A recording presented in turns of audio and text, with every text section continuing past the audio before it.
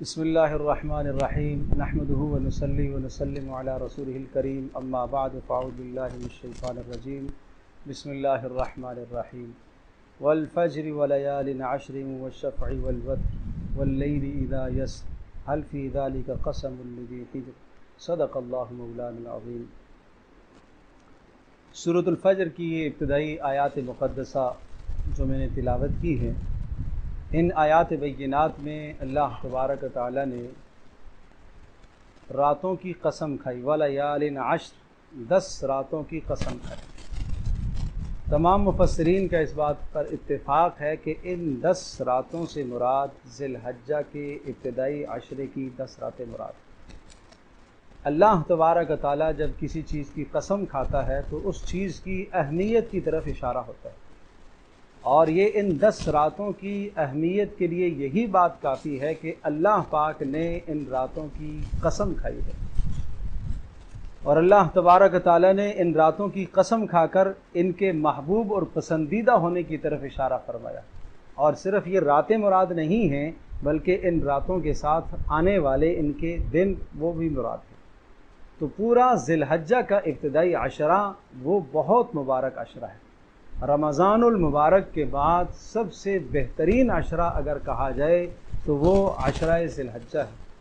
یہاں تک کہ بہت سارے محدثین اور مفسرین کی رائے یہ ہے کہ رمضان المبارک کا آخری عشرہ وہ زیادہ بہتر ہے یا ذی الحجہ کا پہلا عشرہ زیادہ بہتر ہے۔ علامہ ابن حجر رحمۃ اللہ علیہ نے تطبیق اس طرح سے دی ہے، ارشاد فرمایا کہ رمضان المبارک کا آخری عشرہ راتوں کے اعتبار سے بہتر ہے، اس لیے کہ اس عشرے میں ایک رات ہے جو لیلۃ القدر کی ہے اور جو رمضان کے علاوہ نہیں ہے۔ اور اگر دنوں کا اعتبار کیا جائے تو ذی الحجہ کا ابتدائی عشرہ وہ سب سے زیادہ، سال کے پورے ایام میں سب سے زیادہ افضل عشرہ وہ ذی الحجہ کا ابتدائی عشرہ ہے دنوں کے اعتبار سے، اس لیے کہ دن کے اندر یہاں 2 عبادات ہیں، قربانی اور حج کی عبادت، جو سال میں کسی بھی دن کے اندر نہیں۔ تو معلوم یہ ہوا کہ ان دنوں کی اہمیت اور عظمت اللہ کے ہاں بہت زیادہ ہے، اسی لیے اللہ پاک نے ان دنوں کی قسم کھائی ہے، ولیال عشر، 10 راتوں کی قسم۔ اور 10 راتوں کے ساتھ عرض کر رہا ہوں کہ مراد 10 دن بھی ہیں۔ یہی وجہ ہے کہ پیارے پیغمبر صلی اللہ تعالیٰ علیہ وسلم کی احادیث مبارکہ میں یہ بات آئی ہے، اور آپ علیہ الصلوۃ والسلام نے بہت وضاحت کے ساتھ یہ مضمون ذکر فرمایا ہے کہ یہ ذی الحجہ عشرہ، ذی الحجہ کا جو ابتدائی عشرہ ہے، اس عشرے کے اندر ہونے والا جو بھی انسان کا عمل ہے وہ اللہ تبارک تعالیٰ کے نزدیک اتنا قیمتی، اتنا محبوب کہ پورے سال میں کسی بھی دن میں ہونے والا عمل اتنا محبوب نہیں ہے جو اس عشرے میں ہونے والا عمل اللہ کے نزدیک محبوب، دن کو بھی اور رات کو بھی۔ المیہ آج یہ ہے کہ یہ عشرہ ہمارا غفلت میں گزر جاتا ہے، جس طرح سے رمضان المبارک کا آخری عشرہ وہ خریداری میں اور دیگر خرافات میں بسا اوقات لگ جاتا ہے، اور بہت سارے ایسے لوگ ہوتے ہیں، بہرحال کچھ کو اللہ توفیق عطا فرماتا ہے، اعتکاف کرتے ہیں، کچھ اعتکاف نہیں کرتے لیکن اس آخری رمضان کے عشرے میں عبادت کے لیے کوشش کرتے ہیں، اور بہت سارا طبقہ ایسا ہوتا ہے کہ جنہیں ان کی اہمیت کا اندازہ ہی نہیں ہوتا۔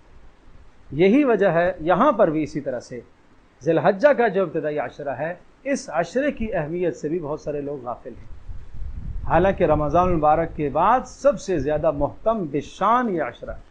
جس طرح رمضان کے اندر، رمضان کی سے پہلے ہم رمضان کی تیاری کرتے ہیں اور اپنی طرز عبادت کو ہم بدل ڈالتے ہیں اور اپنا زیادہ سے زیادہ وقت ہم عبادتوں میں صرف کرتے ہیں، اسی طرح سے اس عشرے میں بھی زیادہ سے زیادہ وقت ہم اپنی عبادات میں صرف کریں۔ پیارے پیغمبر صلی اللہ علیہ وسلم نے اس کی اہمیت بتلاتے ہوئے ارشاد فرمایا کہ اس عشرے کے جو ابتدائی 9 ایام ہیں ان میں سے ہر دن کا روزہ 1 سال کے روزوں کا ثواب ہے۔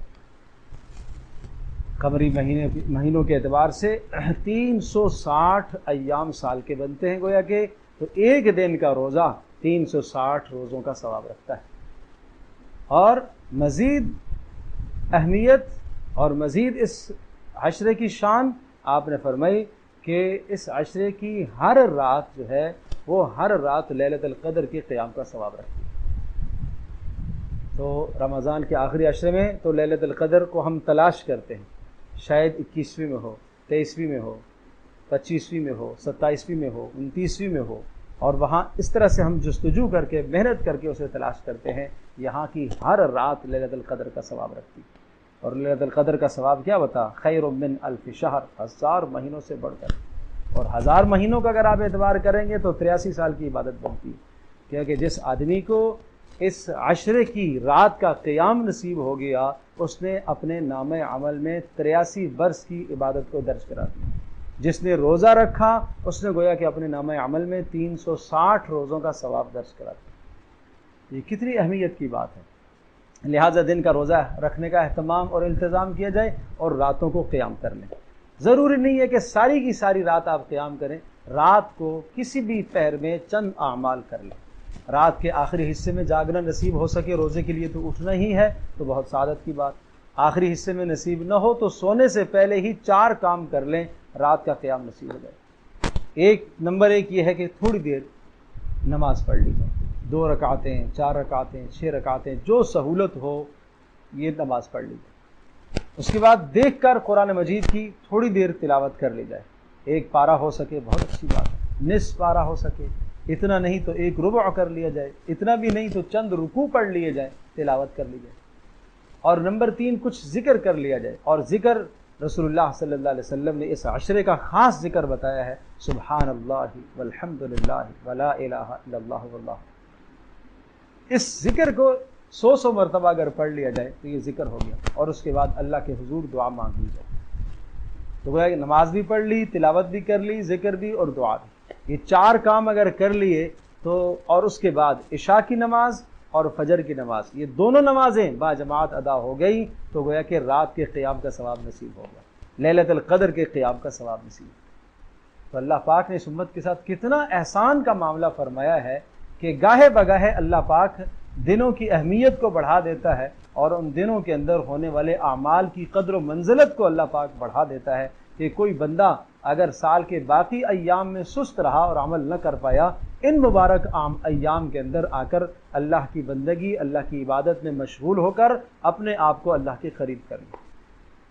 اور یہ غفلت میں یہ عشرہ گزر جاتا ہے، منڈیوں کے اندر جاتے ہوئے اور کھیل تماشے میں اور جانوروں کے ساتھ ان کی خدمت گزاری میں. کوئی شک نہیں، جانوروں کی جو قربانی کے لیے جانور لائے گئے ہیں ان کو کھلانا پلانا یہ ثواب ہے، اجر ہے.